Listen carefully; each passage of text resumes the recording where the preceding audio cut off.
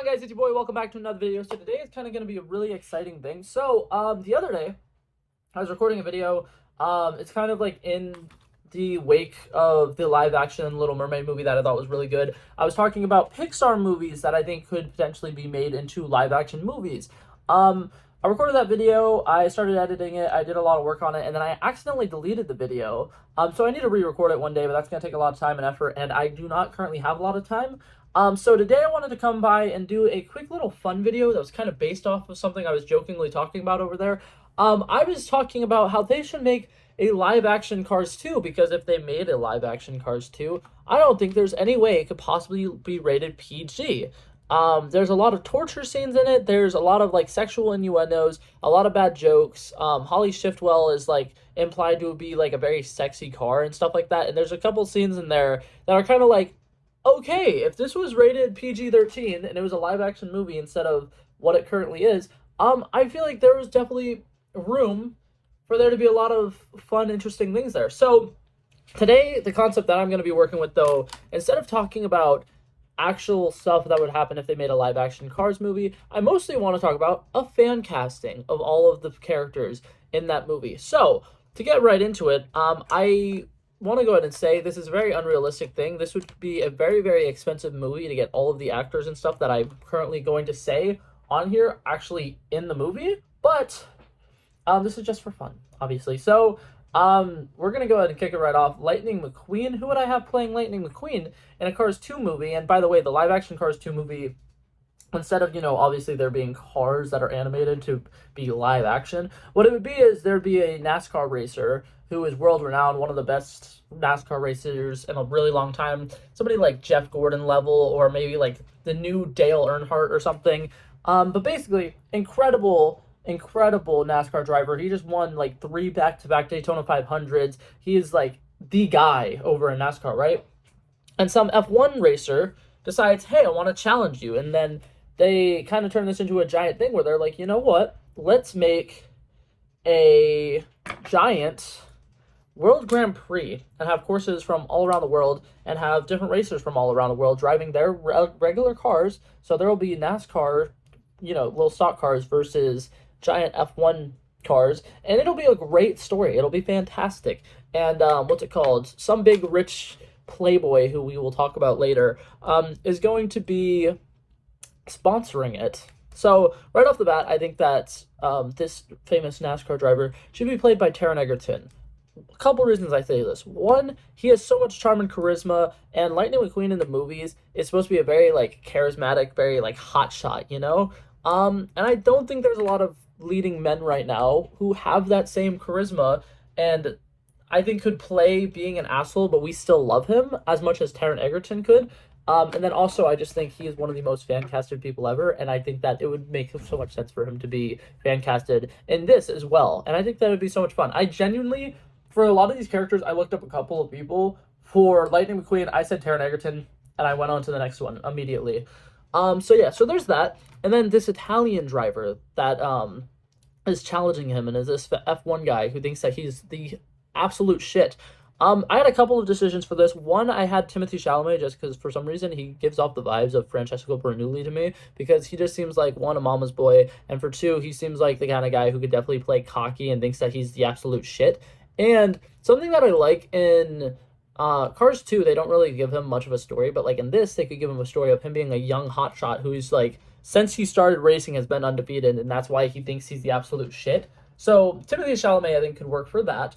But I also saw, while doing a little bit of research for this video, yeah, that's right, you thought this video was just for shits and giggles. I did research for this video. I found out Bradley Cooper is Italian, so if you want to make it an actual Italian actor, I think that Bradley Cooper 100% could do it and can play, arrogant, over the top, somebody who thinks he's the absolute shit, and still have that little mama's boy like charm that you gotta love to him. I can totally see it happening, right? But yeah, so those are the main two racers going up against each other. Now let's talk spies. First off, I want to go ahead and talk about the American one, who we see for a very short period of time. He gets beat up in a bathroom and then gets tortured. I think it'd be hilarious if that was Ryan Reynolds, just as a little cameo. Obviously, that wasn't my actual answer. My actual answer is actually Chris Evans. I think that Chris Evans is just such an American that making him the American spy would be kind of funny. And since he's not in the movie for that long, he won't have to complain about like having to do a bunch of serious roles, because part of the reason he liked to do the movie Ghost Dude is because he likes to have some fun and play some not so serious roles. And I mean, that could also be a not so serious role because he can kind of play like a dirtbag. Think about when Chris Evans played Johnny Storm in the original Fantastic Four movies. If he brought that kind of energy to this spy, he could totally do it. Because like there's lines in there like, "Oh, I was sorry, I was too busy hooking up with your mother, or was it your sister? I can't tell the two apart anymore," or something like that. Absolutely hilarious, and I could totally see Chris Evans being a dick like that. But that's also why I said Ryan Reynolds, though, because Ryan Reynolds seems like the kind of guy, if he's being tortured, he'll crack jokes like that, because that's exactly what happens in the first Deadpool movie. Anyways, so we got those guys, right? That's just a random spy. Now for the two main spies who we see in this movie. Finn McMissile gives off the vibes that he is an older gentleman, and part of me originally was thinking Daniel Craig. I think Daniel Craig would be absolutely perfect. He played James Bond. There is no reason why he should not be able to play Finn McMissile.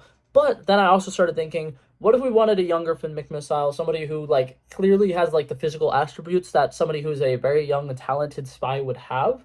And then I was thinking Henry Cavill. Henry Cavill, I think, is one of the most like Americanized British actors. I swear he never gets to be British in any of his roles. And I feel like this would be a good one for him to be British. He could be a very like main character and be like a star again, because he deserves to be up front and center in a movie, and Finn McMissile was the most badass, cool character in Cars 2, and I remember growing up and watching that movie and thinking, oh my god, I want to be him when I get older, not realizing that, one, he's a car, and two, he's British. So, it's a little hard for me to be British. I wouldn't want to be British. That sounds miserable. Like, I could turn into a car at any given point. Like, if I just hold up, future editing self, make this look cool. Okay, but anyways, we got, like, totally off topic. I'm so sorry. But back to the super spies. We got Holly Shiftwell, who, like I said, is implied to be, like, a very attractive spy, but she's also, once again, very British. And I just found out about this actress, and I kind of really like her. Natalie Emanuel, she's from the Fast and Furious franchise, and literally, from what I saw of her in Fast X, she literally would be perfect for it. In that movie, she's kind of like a hacker, she's British, and she's kind of like a quirky little sidekick who could kind of like help keep the guys like grounded and help them, not make dumb, rash decisions. And I feel like she totally would fit this role. She's kind of very soft-spoken, and I like that. And what's it called? Originally, I was going to say Haley Atwell, but I feel like she plays every female British spy in every thing. So I didn't want to typecast that badly. I'll get into some like really bad typecasting later, but right now we're not typecasting. And now I got to arguably, in my opinion, the hardest person to cast, because Tow Mater is such an iconic character. He's got some like really fun, super country stuff to him. He definitely gives off the redneck vibes. And my favorite thing about this movie in Cars 2 is that he really is the guy who, when people think of America, they think of a dude like him, right? And I was struggling finding a comedic actor who I think would be able to do it as well as Larry the Cable Guy. And personally, I think Larry the Cable Guy totally could do it if he wants to. But a couple problems with that. He definitely does not have the physique to be a spy, and I know that in the movie, that's kind of a big thing, is they see how, like, rusty and, like, how, like, silly he looks, and they're like, that's probably part of the disguise or whatever. Okay, but sorry. Anyway, so before I got cut off, I was talking about how I thought Larry the Cable Guy could come back and play him if he wants to, but it really does kind of bother me that in this movie, Lightning McQueen's best friend is somebody who's probably about 40 years older than him, and I would want to kind of rearrange that, and I would want Tow Mater to be kind of somebody who's younger, and someone who's kind of like a younger brother, like, because the vibes that you kind of get from Lightning McQueen and Tow Mater's relationship in this movie is that Lightning McQueen wanted to go off on this adventure, but his mother was like, okay, but you need to take your little brother, and I think that, so it should be someone younger. And I think somebody who's younger, has comedic experience, could be really funny. I want Jacob Batalon to play this character. And part of the reason why I think this is because he literally could still have that thing where they're like, are you sure he's the spy? And then it could just totally be like this thing that like, they think it's part of the disguise. And obviously he's not actually a spy, so he doesn't need to have a lot of like super cool skills and stuff like that. But I think that it would be very fun. I think he's a very funny character, and I think he would play it pretty well. Okay, so we got some of the main characters done. Now to get some of the side characters. Real quickly, I wanted to talk about Sarge and Fillmore. In my opinion, they are a very iconic duo, and you need two actors who are around the same range, around the same age, and they both need to give off different vibes. One of them was in the military back in the 70s, and one of them was a hippie back in the 70s who loved Jesus, loved getting high, and was doing all of the drugs they could possibly do. So I was looking for somebody who could play a hippie. I was struggling a lot. And I settled on someone who I think is just a really great actor and could totally do it. And I think he was the same age range of the two people who I had who I wanted to play as, Sarge. So for Fillmore, I picked Patton Oswalt. I think he can play that very chill and laid back kind of vibe. And I could totally see him saying, "It's organic, man." And I don't know, I totally see him in this role. And I did a lot of research and I could not come up with anybody else. So Patton Oswalt, congratulations, you're automatically Fillmore. But now, for Sarge, I have two people. One of them is very, very typecasting. Neil McDough, I swear he plays a military dude, a cop dude, or something along those lines in almost everything that he's in. But he plays a military man so well, he definitely gives off the vibe that he has that military experience. And I feel like him being the Sarge in this could work. But if we're going full blown, we have the biggest budget possible. We could get every actor known to mankind. The character who I want to play Sarge is Michael Keaton. I feel like he is just amazing. His work in The American Assassin really fits this bill very well, and I love it. But that being said, obviously that's going to be very expensive, and this entire cast is going to be very expensive because I'm still going. So I could not come up with Luigi and Guido. So anybody who has a comedic duo that they would want to play Luigi and Guido, go ahead and comment that down below because I could not figure it out. Because I kind of wanted to stick with the whole them being like Italian, and so that when they have that scene where they go to Italy, they could, have a lot of fun, do a lot of fun Italian things, talk about F1. I don't know, but I couldn't figure it out, and I thought that they also needed to be a duo who you would kind of like see them working together a couple times, and I could not come up with anybody. So, like I said, if you guys got any ideas for that, you can go ahead and drop them below. I'm sorry I do not have anybody.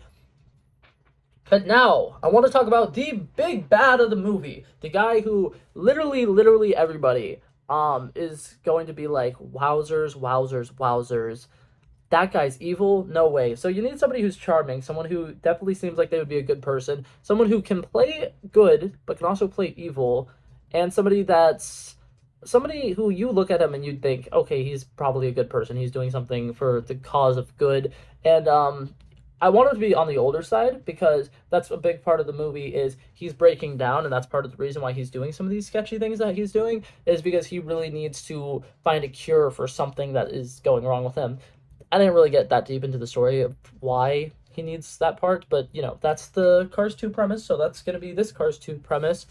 And for my Miles Axelrod, I picked Andy Serkis. I think Andy Serkis is just incredible. He's so charismatic and kind, and when he plays Alfred in the Batman, you can see he's a very sweet person. He can be a very good guy. And when he plays Claw in Black Panther, total opposite. He is completely switched gears. He's kind of insane, and he's a great villain. And I think that he could play a great villain in this as well. So that's my casting for Miles Axelrod. We got the spies. We got the two main racers. Want to quickly throw in another racer. I feel like Daniela, once again, can't pronounce her last name. Give me a second. Okay, Daniela Melchior, something like that. Daniela Melchior, the actress who plays Ratcatcher 2. She also has been in a couple movies this year. Once again, she was in Fast X. Part of the reason why I think Fast X people would work relatively well for this is because their car experience. I feel like they'd be great to be in a car movie. And I liked her little role that she had in Fast X where she was just like a fun street racer. And I was thinking she could play the car Carla, who in the, Cars 2 movie, she's from Brazil. And Danielle, I literally already forgot how to pronounce her name again. She is a Portuguese actor, so that wouldn't work, but I feel like easily you could just switch the nationalities of what that car is from the movie to that. And I think it would work relatively well because seeing her be a fun little side character and a racer in this could be a lot of fun. And I swear, any project she is in, I'm automatically going to the theater and watching it. So, yeah, put her in your movie. It works. Next person I wanted to fan cast, Professor Z, the guy who originally seems like he's going to be the main villain of the movie, and then we later discovered he's absolutely not. For this, I have the most basic answer ever, but it works. I'm going with Toby Jones. And then if not Toby Jones, I think Josh Gad could also do it. I think Josh Gad's a little on the younger side, and I do kind of feel bad for Toby Jones because he gets cast typed as this exact villain in like everything, because he was in it in the first Captain America, the first Avenger or whatever, and he was also typecasted as this character in what's it called, Indiana Jones, The Dial of Destiny. So I'm sorry, but you look the part. Look at him. Look at him next to the car. Don't they just look like the same?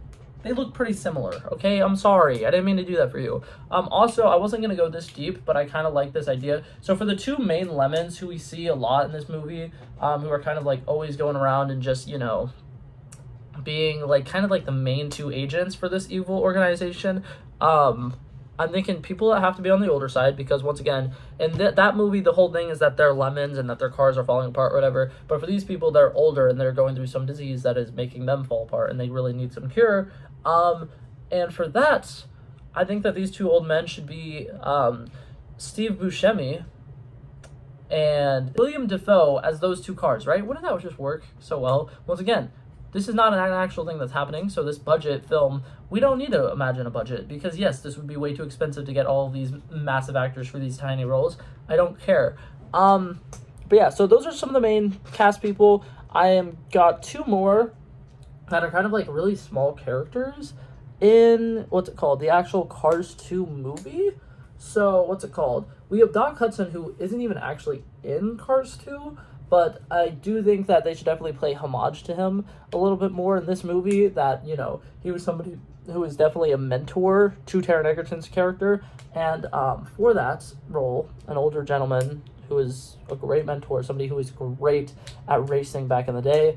I think it would be really, really cool if, one, we could get actual Jeff Gordon to come on and play this. But no, the actual person I was going to say is Harrison Ford. I love Harrison Ford, and I think that he's doing so many movies and shows right now that, like, he would totally hop on this, right? Probably not. That's okay. And then the last person I wanted to cast was Sally, Taron Egerton's love interest. Obviously, if I had any actresses that I knew who already had chemistry with him and has worked as a love interest in the past, I would go with that. But I will admit, for this one, I did kind of cheat. I looked it up. I saw a couple of people saying Brie Larson would work for that, and I kind of agree. I think Brie Larson as Sally works a little bit, because Sally's, like, kind of annoying, but also, like, you know, she says, like, cute, quirky things, like, go get them stickers and stuff like that, and I could see that totally being a thing. And then, once again, she's not in the movie for very long, so it doesn't have to be perfect.